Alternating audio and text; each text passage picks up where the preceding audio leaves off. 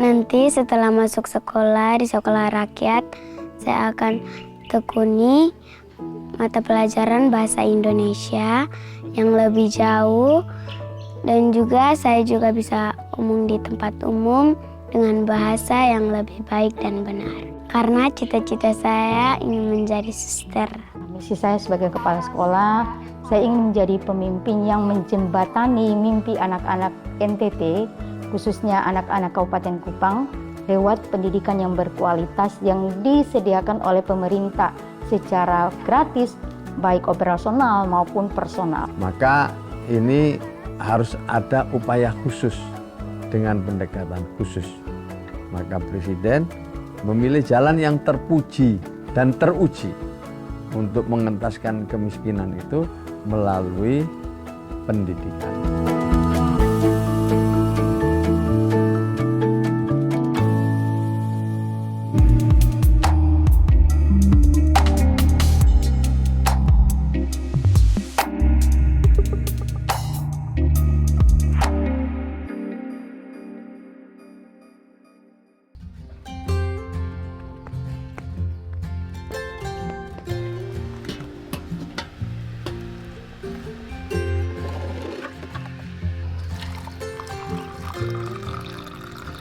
Sebentar, kopi masih buat.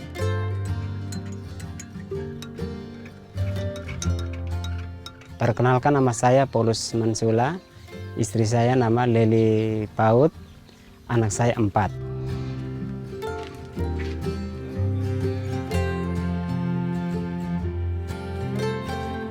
Minum sudah, bukan mau jalan jual ikan di pasar. Pekerjaan saya petani. Kalau musim sawah saya di sawah, musim jagung ya di kebun. Saat setelah habis panen pasti jual ikan.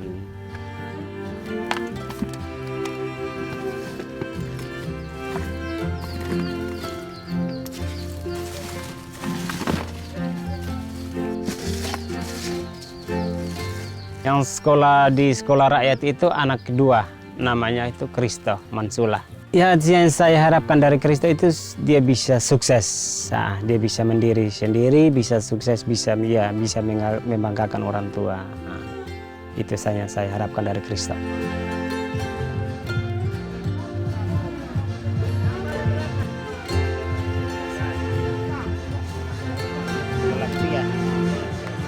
Dari sekolahnya Kristo itu yang daftar itu ada 5 siswa, tapi yang lolos itu cuma Kristo.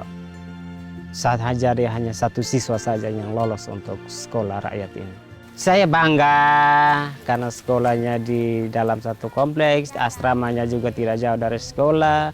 Tidak butuh biaya harus naik oto turun oto. Jadi kan bangun pagi langsung mandi siap diri untuk pergi ke sekolah. Daripada sekolahnya di luar mesti naik kendaraan turun sini naik sana itu agak repot juga. Iya, waktu dengan adanya ini karena dari tim itu sudah jelaskan bahwa sekolahnya ini sekolah gratis, semua fasilitasnya itu dibantu oleh pemerintah. Jadi dia bilang sudah untuk sekolahnya di sana sudah supaya bisa membantu meringankan beban orang tua.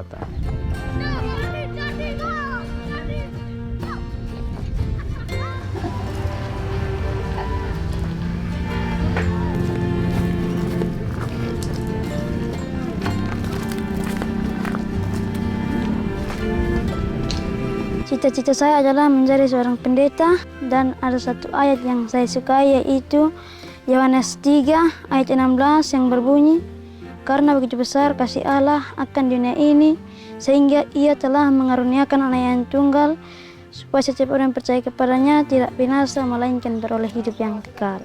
Saya berharap setelah saya masuk sekolah rakyat, saya bisa menjadi orang yang sukses dan membanggakan orang tua dan membahagiakan mereka. Amin.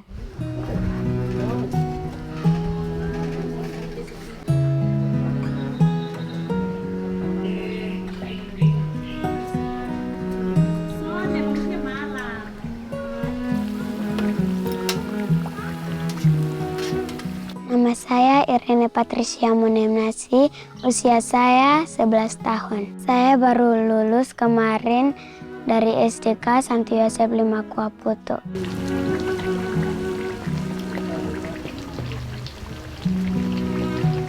Kalau saya biasa bantu mama itu ulik lombok, terus jaga anjing supaya jangan makan gorengan, bantu mama buat adonan.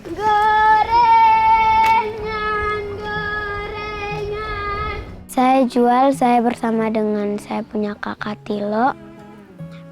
Kami berkeliling di kampung. Nanti setelah masuk sekolah di sekolah rakyat, saya akan tekuni mata pelajaran bahasa Indonesia yang lebih jauh. Dan juga saya juga bisa umum di tempat umum dengan bahasa yang lebih baik dan benar. Karena cita-cita saya ingin menjadi suster.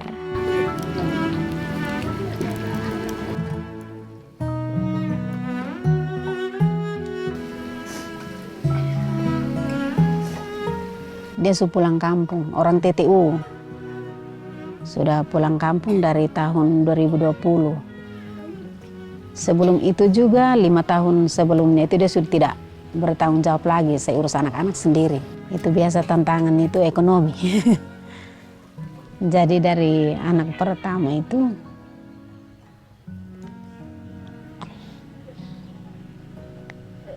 sendiri jadi biaya agak kesulitan. Dari yang paling besar itu terbantu dengan beasiswa. Hanya keluarnya kan 1 tahun sekali, jadi selain dari situ saya yang harus membiayai anak-anak. Saya yang mencari nafkah. Tiap hari itu pekerjaan saya itu tenun, di samping tenun ada usaha sampingan yaitu jual gorengan.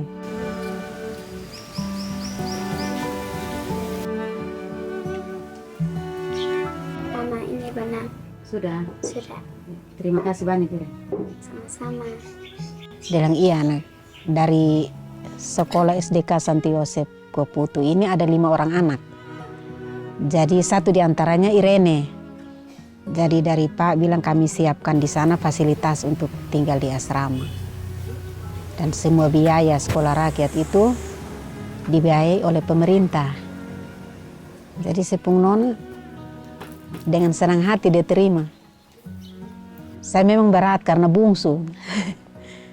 Tapi melihat kembali ekonomi saya bilang biar dia masuk untuk membantu saya meringankan beban di rumah. Mama, Oto sudah datang.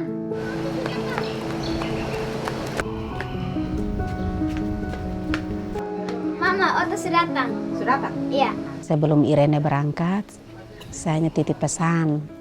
Bilang pergi sekolah baik-baik, belajar, dan kalau ada teman-teman yang ganggu jangan marah, harus rendah hati. Dan jangan lupa ada satu yang paling utama itu berdoa.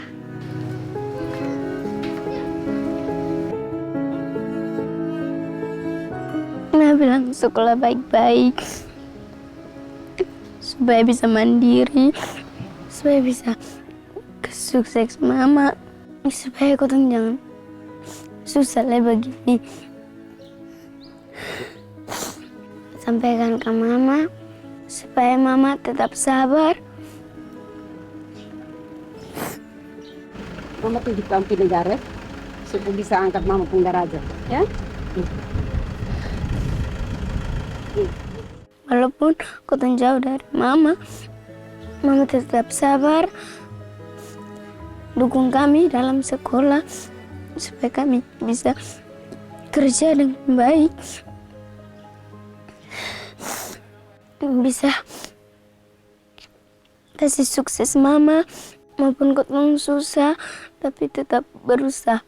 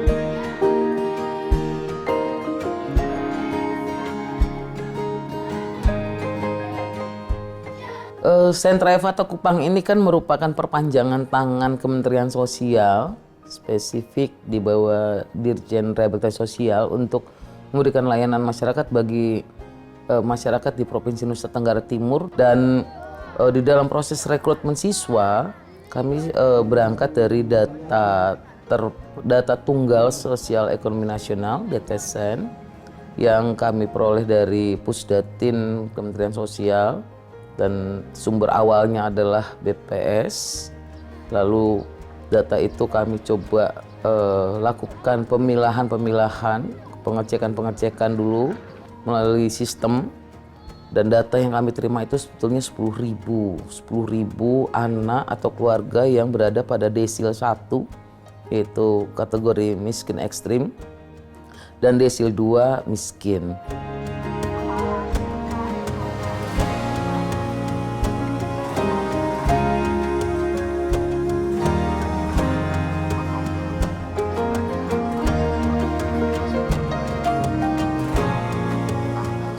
Saya sebagai kepala sekolah, saya ingin menjadi pemimpin yang menjembatani mimpi anak-anak NTT, khususnya anak-anak Kabupaten Kupang, lewat pendidikan yang berkualitas yang disediakan oleh pemerintah secara gratis, baik operasional maupun personal. Jadi saya sudah mengikuti retret bersama 52 orang lainnya se-Indonesia dari tanggal 16 sampai dengan 20 Juni 2025 yang lalu.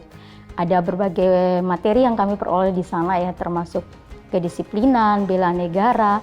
Nah, hal-hal seperti ini sangat penting untuk kami sebagai pimpinan mendisiplinkan diri terlebih dahulu agar kami mampu untuk mendisiplinkan guru, tenaga kependidikan, dan juga tenaga lainnya yang seperti wali asuh, wali asrama, baru nanti dilanjutkan kepada para siswa. Nah, kalau kedisiplinan ini sudah terbentuk di kami sebagai pimpinan, maka untuk ke siswa pasti akan lebih mudah.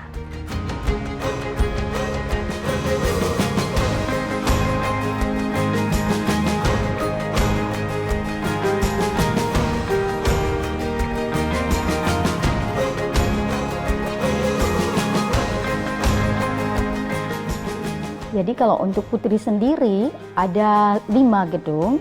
Ada 5 asrama untuk mereka yang 45 yang nanti juga dihuni oleh para wali asuh. Kemudian untuk putra ada 2 gedung yang isinya 30 sama 20. Dan di dalam asrama putra ini, asrama putra dan putri, ada ruang-ruang untuk wali-wali asuh. Jadi para siswa tidak dilepas sendiri, tetap di dalam pengontrolan para wali asuh. Di atas wali asuh ada juga wali asrama. Ada 2 wali asrama, 1 untuk putra, 1 untuk putri. Sedangkan untuk putri sendiri, karena mereka 45, maka wali asramanya ada 5. Kalau untuk putra, wali asramanya ada 6 untuk 55 siswa. Anak-anak, ayo ambil selendang di kamar ada.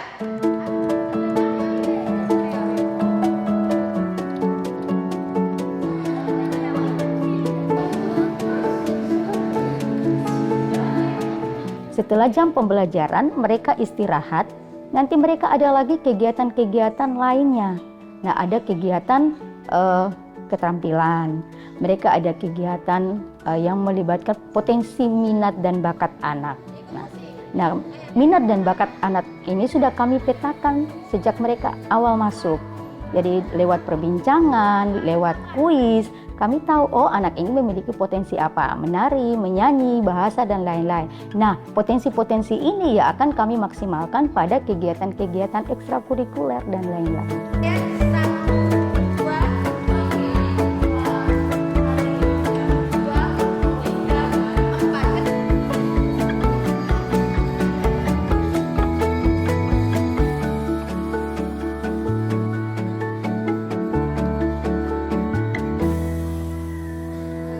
Harapan kami, setelah mereka keluar dari sekolah rakyat ini, mereka menjadi pribadi yang berkarakter. Karena kalau cerdas, di luar sana banyak orang cerdas. Setidaknya memiliki karakter yang kuat, karakter yang tangguh, punya daya saing dengan masyarakat di luar sana.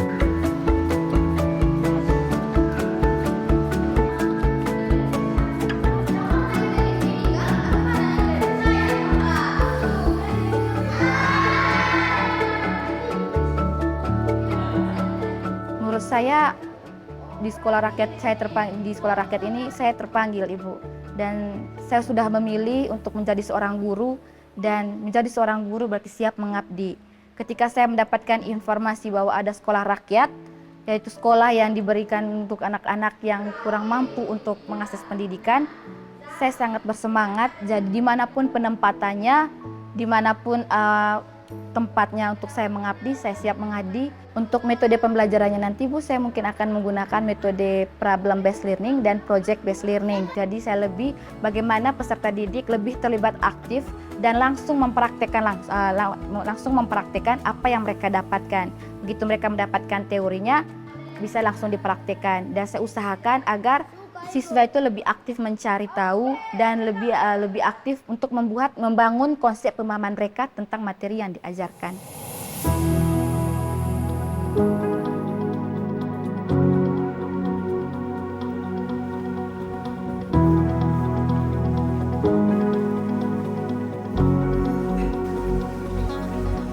Jadi memang paling pertama kali sekolah rakyat ini disampaikan atau diprogramkan oleh pemerintah pusat dan Pak Presiden.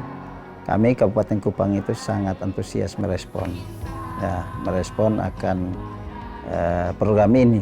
Nah, di Kabupaten Kupang itu yang terdata itu ada 11.628 anak-anak yang tidak sekolah. Yang memang tidak sekolah sama sekali itu ada di angka 8.000-an, 8.700-an. Sedangkan yang drop out ya itu ada 1.400-an, dan yang tidak lulus atau tidak melanjutkan itu ada 1.500-an.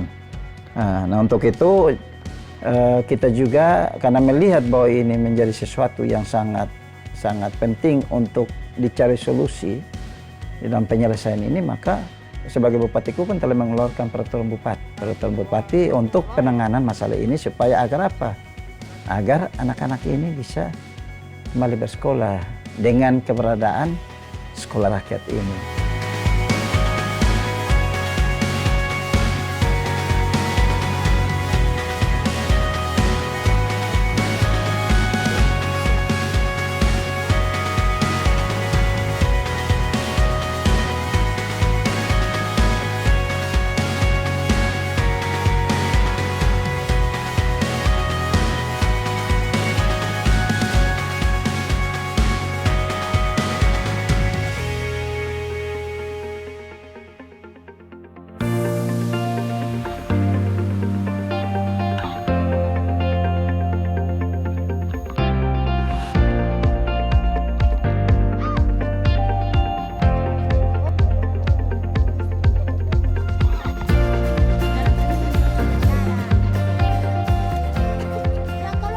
Ya, pertama ini gagasan Presiden Prabowo. Dan ini adalah program Presiden Prabowo. Kami bersama kementerian yang lain ini berusaha menerjemahkan apa yang menjadi gagasan Presiden itu melalui Inpres nomor 8 tahun 2025. Dalam pemahaman kami, apa yang digagas oleh Bapak Presiden Prabowo ini melihat beberapa hal. Saya lihat dari beberapa sisi ya. Sisi yang pertama itu saya lihat ini berusaha untuk memuliakan keluarga miskin.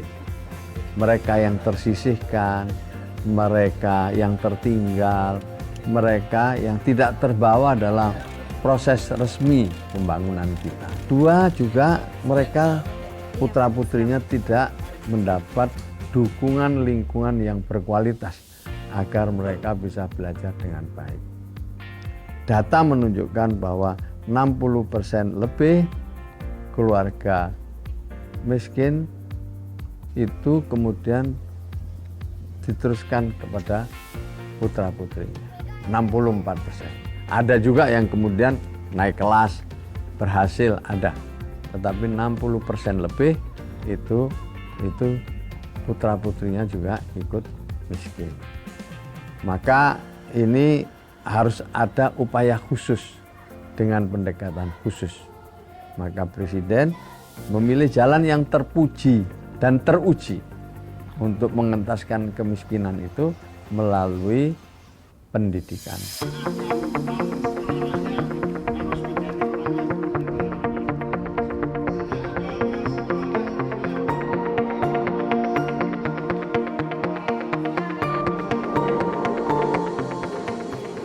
Jadi jargon yang pertama atau key point, kata kunci yang pertama tadi itu adalah memuliakan. Karena sifatnya memuliakan, maka kita ingin betul memberikan layanan melebihi dari standar minimalnya.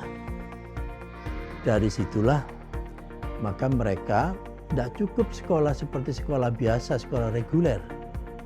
Tapi mereka pun konsepnya adalah berasrama. Sehingga mereka 24 jam kita pantau, kita layani. Tidak hanya urusan fisiknya, tetapi urusan karakternya pun juga demikian. Urusan akademiknya pun juga demikian. Urusan karir masa depannya pun juga demikian. Sehingga dengan demikian, ini bisa segera anak-anak yang dari kaum duafa ini untuk bisa lepas dari jeratan kemiskinannya itu. Dengan harapan kalau mereka sudah bisa lepas dari situ, mereka bisa memotong mata rantai kemiskinan di keluarganya.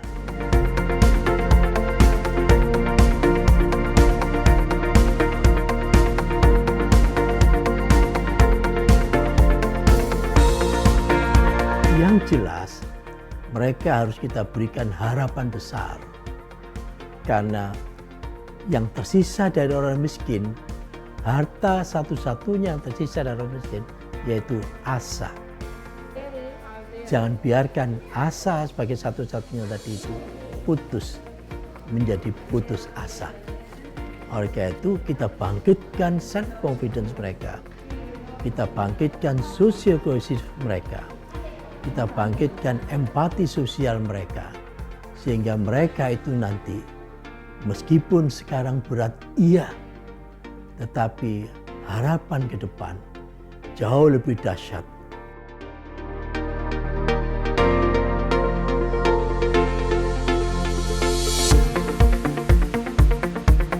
Kehadiran sekolah rakyat sesungguhnya menggenapi atau malah kita bilang ini sebuah bonus policy, terutama sekali lagi bagi siswa-siswi yang tidak mampu, dari keluarga tidak mampu gitu. Kenapa kita katakan itu semacam bonus? Karena ini satu kebijakan yang betul-betul transformatif dalam konteks. Fakta sebelum sekolah rakyat, untuk memperoleh sekolah yang berkualitas, apalagi berasrama, itu mahal sekali. Gitu. Nah, kebijakan Presiden Prabowo ini sekali lagi bukan saja akan menutupi kekurangan sekolah negeri yang berkualitas itu, tetapi juga bahkan mungkin beyond of hope, beyond of quality, sehingga sekali lagi kita harapkan anak-anak memanfaatkan momentum ini dan kita harapkan sekolah rakyat betul-betul menunjukkan kualitas yang diharapkan. Jadi misalnya fasilitas yang ada betul-betul by design untuk melahirkan hasil belajar yang baik, kurikulumnya demikian, tenaga pendidiknya demikian, termasuk key person yang paling utama adalah kepala sekolahnya. Kita harapkan kepala sekolah bisa memanage sumber daya yang ada di sekolah rakyat ini untuk menghasilkan lulusan-lulusan yang berkualitas gitu. Nah, tentu sekali lagi peran penting para siswa juga demikian. Jadi mereka harus hadir ke sekolah rakyat dengan semangat baru, dengan visi baru, dengan cita-cita baru, dengan elan belajar yang baru, bahwa ini tidak boleh disia-siakan. Ini kesempatan emas untuk tadi memutus mata rantai kemiskinan.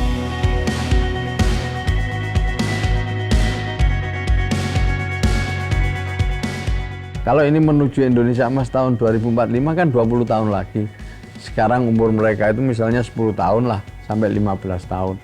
Tambah 20 tahun mereka udah usia 30-40, usia produktif. Usia yang luar biasa itu. Kalau dia punya kapasitas, punya kemampuan, punya suatu tekad yang kuat, akan mereka menjadi pribadi-pribadi yang sanggup mengatasi tantangan.